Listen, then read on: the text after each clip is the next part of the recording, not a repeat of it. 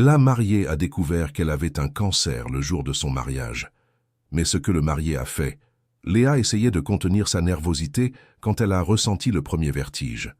Ce n'était pas le trac de celle qui va vivre le moment le plus attendu de sa vie. C'était autre chose. Quelque chose qu'elle connaissait, qui était déjà apparu avant et qu'elle avait appris à ignorer avec une habileté qui effraierait n'importe qui si elle le savait. Il était 6h30 du matin. La cérémonie était prévue pour midi. Elle ferma les yeux, posa la main à plat sur le mur de la salle de bain et respira. 1 fois, 2 fois, 3 fois. Ces derniers mois, respirer profondément avait toujours fonctionné. Le vertige s'apaisait un peu, la tête arrêtait de tourner et elle continuait comme si de rien n'était. Cette fois, ça n'a pas marché. De l'autre côté de la porte, la chambre de l'auberge était pleine de mouvements et de rires. Manon, la meilleure amie de Léa depuis l'enfance, tenait la robe soigneusement emballée dans du plastique et chantonnait quelque chose en ouvrant les fenêtres pour laisser entrer le jour. Les autres demoiselles d'honneur fouillaient dans leurs sacs, échangèrent des messages, riaient de quelque chose que Léa n'avait pas bien entendu. Et Madame Chantal, la mère de Léa, une femme de 63 ans aux cheveux courts et aux yeux qui ne perdaient rien, cessa de remuer son sac en voyant sa fille debout à la porte de la salle de bain, le front appuyé contre le chambranle. « Léa, ça va ?»« Oui, maman, c'est le stress, ça passe vite. » Madame Chantal la regarda 2 ou 3 secondes de plus que d'habitude. Elle connaissait sa fille d'une manière que seules les mères connaissent, cette connaissance qui n'a pas besoin de mots, qui habite le détail que le reste du monde ne voit pas. Mais Léa avait déjà souri, s'était déjà éloignée de la porte, ouvrait déjà les bras à Manon qui arrivait avec la robe. Et Madame Chantal laissa faire. Plus tard, elle porterait ce moment en elle pendant longtemps. La préparation a duré près de 3 heures. La robe en dentelle blanche a été mise avec calme et soin, les nœuds ajustés, le décolleté vérifié, le voile fixé avec des épingles fines. Manon a pris des photos de chaque détail et les a envoyées dans le groupe du mariage. Le téléphone de Léa n'arrêtait pas de vibrer avec des messages d'amour et d'euphorie de gens qui pouvaient à peine attendre midi. Léa était belle. Elle était rayonnante, comme toute mariée, avec cette lumière qui naît de l'intérieur quand on est au bord de quelque chose de grand. Mais il y avait un poids dans ses yeux, que le rouge à lèvres et le blush ne cachèrent pas entièrement pour qui y prêtait attention. C'est quand elle a chaussé ses souliers que tout a changé. Elle s'est baissée, a senti sa tête tourner brusquement, différemment de tout ce qu'elle avait ressenti avant. Et avant que quiconque puisse faire un pas, Léa s'est effondrée. Le cri de Manon a empli toute la chambre. Madame Chantal était de l'autre côté du lit, et il lui a fallu peut-être 3 secondes pour rejoindre sa fille, mais ces 3 secondes ont semblé une éternité. Léa était évanouie, la robe étalée sur le plancher en bois, le voile de travers. Quelqu'un a appelé les secours, quelqu'un pleurait, quelqu'un dans le couloir criait le nom de Thibault. J'ai dû m'arrêter 1 seconde quand j'ai lu cette partie pour la première fois, parce qu'il y a une cruauté très particulière à tomber par terre exactement le jour où l'on aurait le plus voulu rester debout. Thibault était dans la salle des fêtes avec les garçons d'honneur quand son téléphone a sonné. C'était le numéro de Manon. Il a décroché en pensant à un ajustement de dernière minute pour la cérémonie, l'heure d'entrée, ce genre de choses. Ce qu'il a entendu à l'autre bout n'avait rien à voir. Il est arrivé au service des urgences 20 minutes plus tard, toujours en smoking, le nœud papillon au cou, la petite fleur blanche à la boutonnière. Il avait le souffle court et le regard de quelqu'un qui ne sait pas ce qu'il va trouver. Léa était consciente quand il est entré dans la chambre. Allongée sur le brancard, sa robe de mariée encore sur elle, parce que personne n'avait eu le courage de l'enlever, le voile un peu froissé sur le côté, une perfusion au bras et un moniteur allumé près du lit. Elle tenait un mouchoir blanc devant son visage et pleurait en silence, contenu, de cette façon qu'on a quand on essaie de ne pas pleurer, mais qu'on n'y arrive plus depuis un bon moment. Thibault resta un instant sur le pas de la porte. Puis il s'approcha d'elle, s'assit au bord du brancard et prit sa main sans rien dire. « Tu ne devrais pas être ici, dit-elle d'une voix rauque. Tu devais être à la salle des fêtes en m'attendant. Je devrais être ici, oui. Où veux-tu que je sois d'autre ?» Elle ferma les yeux et ne répondit pas. Les médecins attendaient les résultats d'examen. Ils avaient dit que cela ressemblait à un épisode de syncope, que ça pouvait être plusieurs choses, qu'ils allaient investiguer. La famille était restée dehors. Madame Chantal n'avait pas bougé, adossée au mur du couloir, les bras croisés sur la poitrine, fixant la porte de la chambre, comme si un regard intense suffisait à protéger sa fille. Thibault ne lâcha pas la main de Léa. Ce fut durant cette attente qu'elle parla. Elle commença lentement, tâtant le terrain, avant de faire le pas suivant. Ce n'était pas la première fois, Thib. Il la regarda attentivement. « J'ai des vertiges depuis environ 4 mois. Des maux de tête qui ne passent pas même avec des médicaments.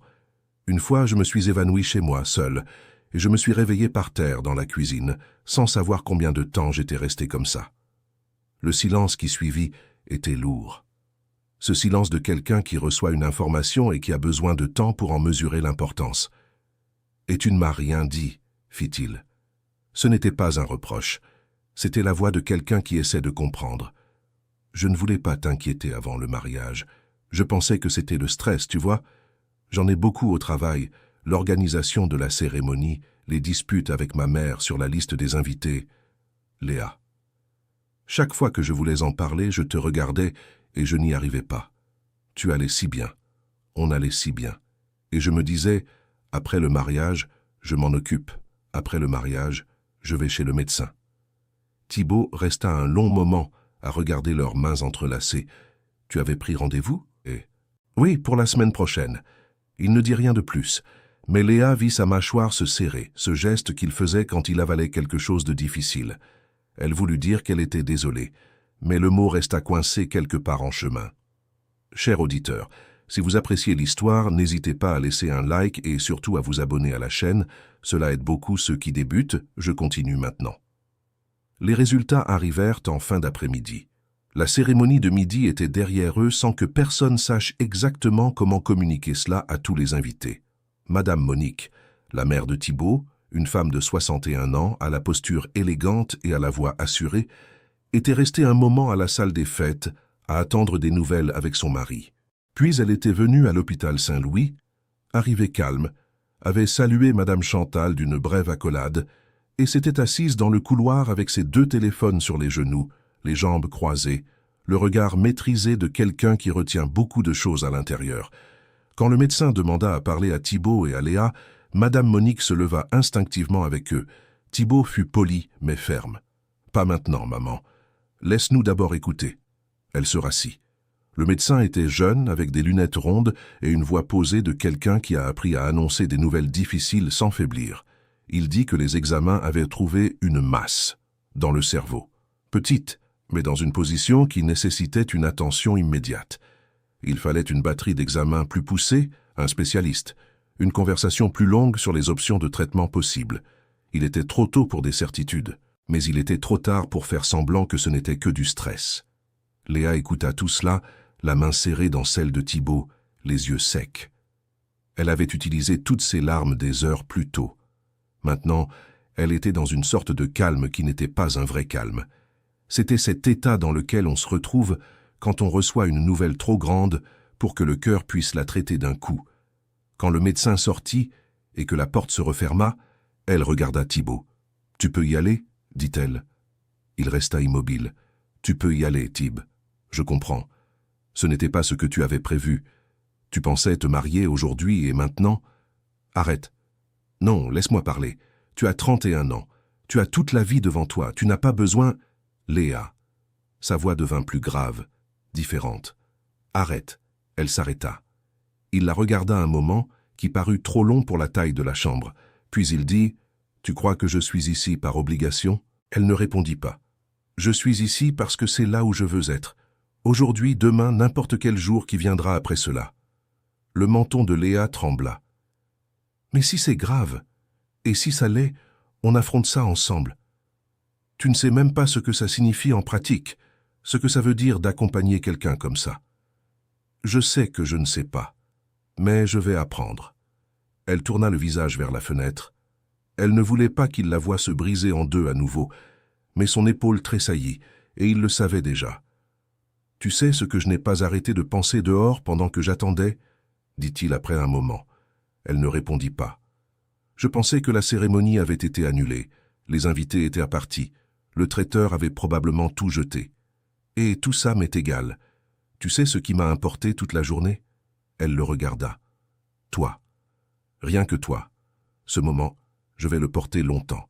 Il y a des choses qu'on lit et qu'on sent vraies avant même de savoir si elles le sont. Mais l'histoire ne s'arrêtait pas là. Elle était loin de s'arrêter. Quand Thibault sortit de la chambre pour chercher de l'eau et prévenir la famille de ce que le médecin avait dit, Madame Monique l'attendait dans le couloir avec cette posture de quelqu'un qui garde une conversation depuis des heures. Elle se leva avant même qu'il referme la porte derrière lui. « Mon fils, il faut que je te parle. » Ils allèrent dans un coin plus éloigné. Léa ne pouvait pas entendre. Mais Manon, qui était restée près sans que personne ne s'en aperçoive, en entendit assez pour rester silencieuse un long moment. Quand elle retourna dans la chambre, elle entra doucement, l'air de quelqu'un qui ne sait pas s'il doit raconter ou non. « Qu'est-ce qu'il y a ?»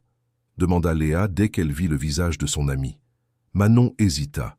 « Parle, Manon. » Madame Monique lui a dit qu'il devait bien réfléchir, que porter une telle responsabilité est très lourd pour quelqu'un de son âge, qu'il a l'entreprise de son père devant lui, que la famille avait des projets et que... Manon prit une inspiration. Elle a dit qu'une décision prise sous le coup de l'émotion n'est pas une base pour le mariage, qu'il est jeune, qu'il vaut peut-être mieux attendre, voir comment les choses évoluent avant de s'engager dans quelque chose d'aussi définitif. La chambre resta silencieuse. Léa regarda le plafond un instant, puis elle ferma les yeux.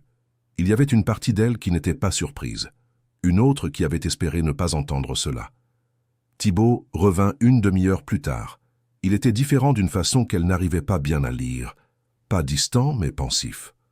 Le sourire qu'il fit en entrant atteignit ses yeux, mais il y avait quelque chose en train d'être traité derrière. « Tu vas bien ?» demanda-t-elle. « Oui. » Il prit sa main rapidement. « Je vais régler des choses, d'accord? Reste avec Manon, avec ta mère, je reviens. »« Quelles choses, Thibault? »« Des choses. Je ne tarde pas. » Il sortit, et Léa resta à regarder la porte fermée, le cœur faisant un bruit qu'elle ne pouvait pas nommer, mais qu'elle connaissait. C'était le bruit de quand on attend une confirmation qu'on craint déjà d'entendre. 1 heure passa. 1h30 passa. Madame Chantal entra, apporta des biscuits que Léa ne put manger, sortit pour chercher du café. Manon resta silencieuse, ce qui était la chose la plus difficile au monde pour Manon, car elle était du genre à remplir tout silence avec quelque chose. Le voile de mariée était plié sur la chaise, et la robe était encore sur le corps de Léa, parce que personne n'avait de vêtements à lui offrir. Thibault ne répondait pas au message. C'est alors que Léa demanda du papier et un stylo à l'infirmière. Madame Chantal comprit ce qui se passait quand sa fille en était déjà au 3e paragraphe. « Léa, qu'est-ce que c'est ?»« Une lettre. »« Pour lui. »« Pourquoi une lettre ?»« Pour le libérer, maman. Si sa mère a raison, s'il arrive ici en disant qu'il a besoin de temps pour réfléchir, je veux qu'il trouve ça. Je veux qu'il sache que je comprends, qu'il peut partir sans culpabilité. » Léa Marie, maman. Sa voix sortit fatiguée mais ferme. « Tu as vu comment il est sorti d'ici? Tu as vu la tête qu'il faisait ?» Madame Chantal ouvrit la bouche, la referma. « J'ai grandi en voyant ce qu'une longue maladie fait à un mariage. » Léa parla plus bas maintenant, presque pour elle-même. « Tu crois que je ne me souviens pas de ce qui s'est passé entre vous deux ?» Madame Chantal resta immobile. « J'avais 12 ans, maman, j'ai tout vu. Chaque dispute, chaque silence, chaque fois que tu dormais sur le canapé parce que tu n'en pouvais plus. J'ai vu ce que ces années de soins, de peur et de fatigue ont fait à vous deux ensemble. Et je ne ferai pas ça à Thibault. Il a encore le temps de partir sans que ça ne détruise quoi que ce soit entre nous. » La mère s'assit sur la chaise à côté du lit.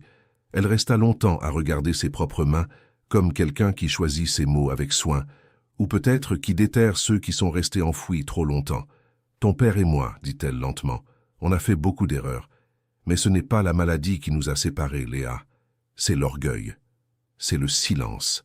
C'est parce qu'aucun des deux ne savait demander de l'aide. Aucun des deux ne savait en recevoir. Ton histoire avec Thibault est différente, et tu le sais. » « Je ne sais pas, maman. »« Si, tu le sais. Tu as juste peur. » Léa regarda la lettre qu'elle tenait à la main. Les lettres tremblantes, pleines de choses qu'elle croyait faire par amour, mais qui étaient peut-être dues à la peur. Peur d'être un fardeau, peur de voir un jour dans les yeux de Thibaut la même fatigue qu'elle avait vue dans ceux de son père.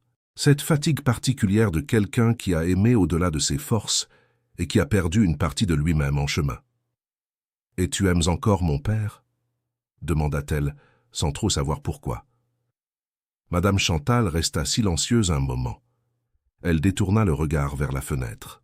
« C'est une autre histoire », dit-elle enfin, avec un petit sourire fatigué qui en disait bien plus que les mots.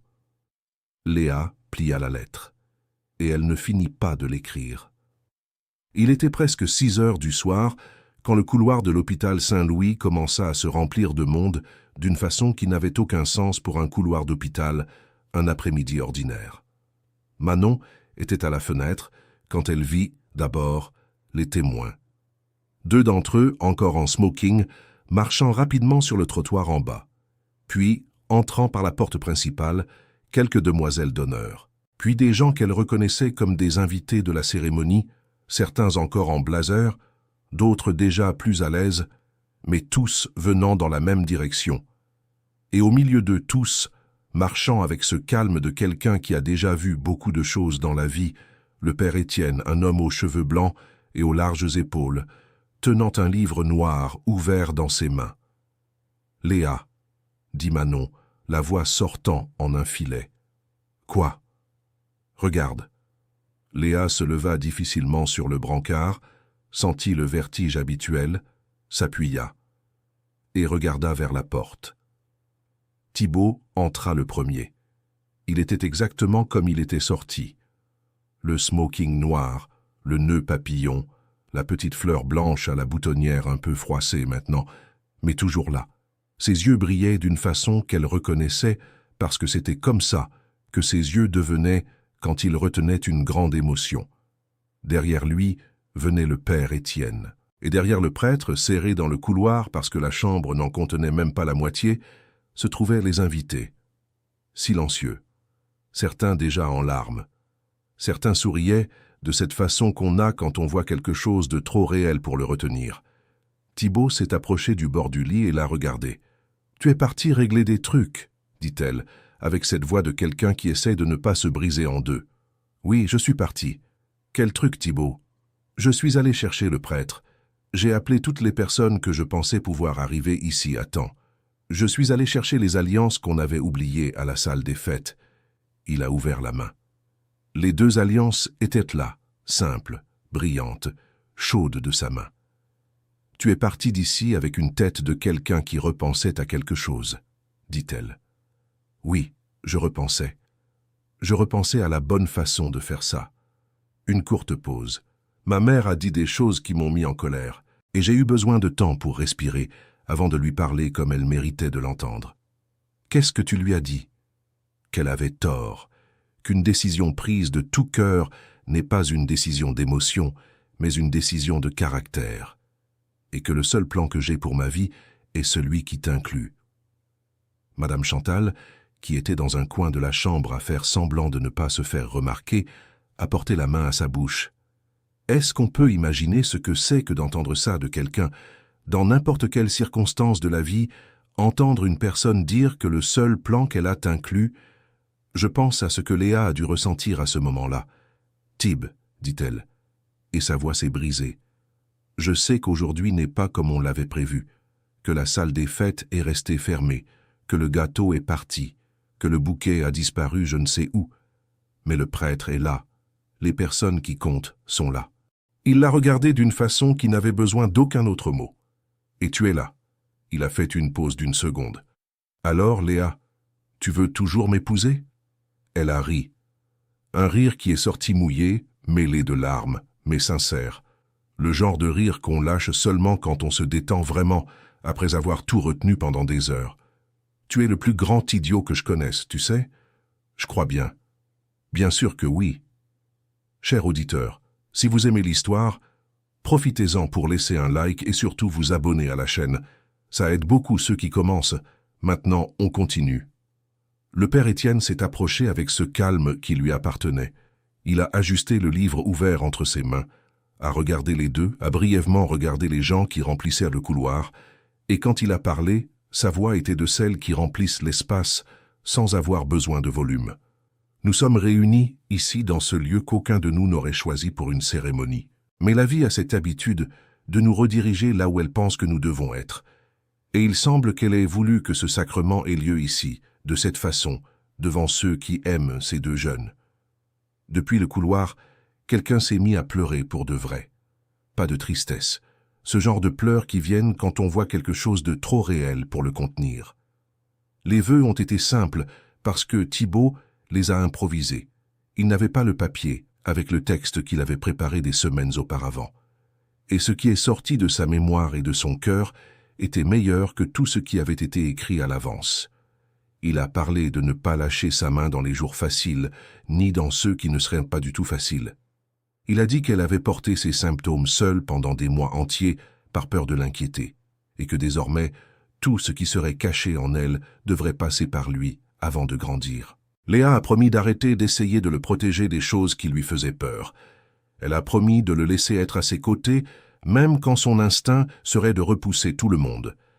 Elle a promis de ne plus écrire de lettres d'adieu avant qu'on ne lui demande un adieu. Il l'a regardée à cette dernière partie.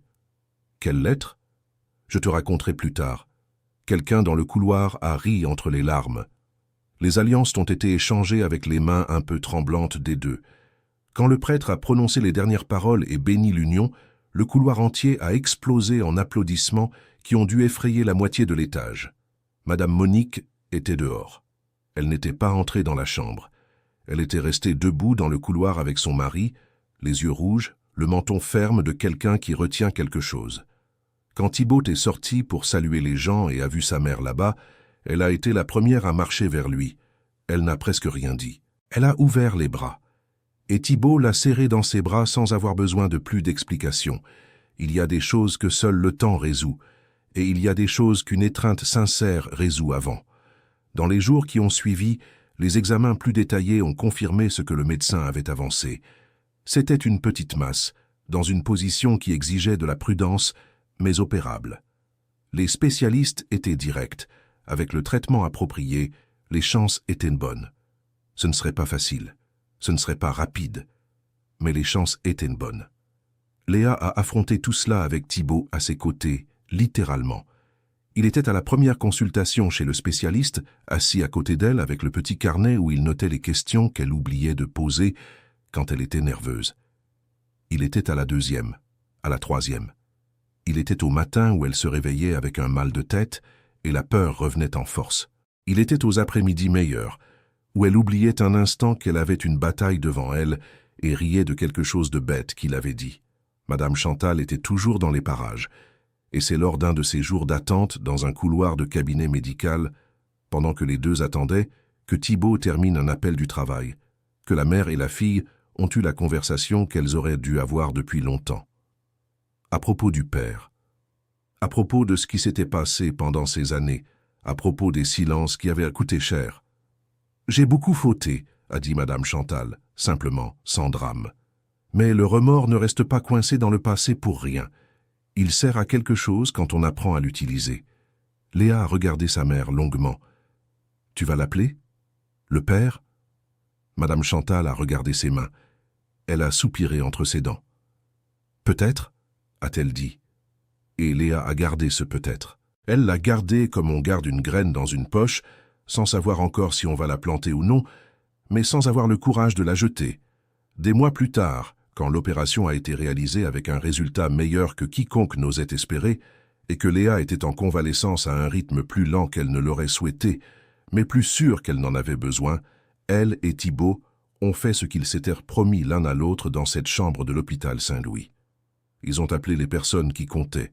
Ils ont loué un espace simple, sans ostentation, avec de longues tables et des fleurs des champs que Manon a insisté pour acheter elle-même au marché. Ils ne l'ont pas fait pour célébrer le mariage, car le mariage avait déjà eu lieu d'une manière qu'aucune planification n'aurait pu surpasser. Ils l'ont fait pour célébrer la vie, ce qui était encore à venir. Le père Étienne était là aussi, cette fois assis sur une chaise en bois à côté de Madame Chantal, les deux discutant de quelque chose que personne n'a su exactement. Madame Monique est venue avec son mari et a passé une bonne partie de la soirée à aider à servir les gens, comme si ce geste valait plus que toute parole qu'elle avait dite auparavant. et sur une photo que Manon a prise vers la fin de la soirée et qu'elle a envoyée sur le groupe plus tard, on voyait Léa et Thibaut main dans la main, la tête de Léa appuyée sur l'épaule de Thibaut, tous deux regardant quelque chose hors du cadre, riant de ce rire libre qui n'arrive que quand on est vraiment sûr de là où l'on est. Ce qui était hors du cadre, personne ne le savait, mais ce qui restait dedans était suffisant. Il restait la preuve que parfois le plus beau moment arrive dans l'endroit que l'on aurait le moins choisi, que parfois la vie brise ce que l'on a planifié et, sans le vouloir, fait quelque chose de bien plus vrai à la place. Et que la question la plus importante n'a jamais été de savoir si la vie allait être difficile. C'était de savoir si on allait avoir quelqu'un à nos côtés pour affronter cette difficulté. Léa avait. Fin de l'histoire. Vous savez ce que j'ai pensé après avoir fini de lire cette histoire, que l'on passe tellement de temps à planifier les moments parfaits qu'on oublie que les vrais moments arrivent sans prévenir, et ce sont eux qui restent. Si vous avez vécu quelque chose de similaire, si vous avez déjà dû être fort un jour où vous vouliez seulement être heureux, racontez-nous dans les commentaires. D'où nous regardez-vous? On lit tout. Merci beaucoup d'être avec nous aujourd'hui. Laissez un like, abonnez-vous à la chaîne et retrouvez-nous dans la prochaine histoire.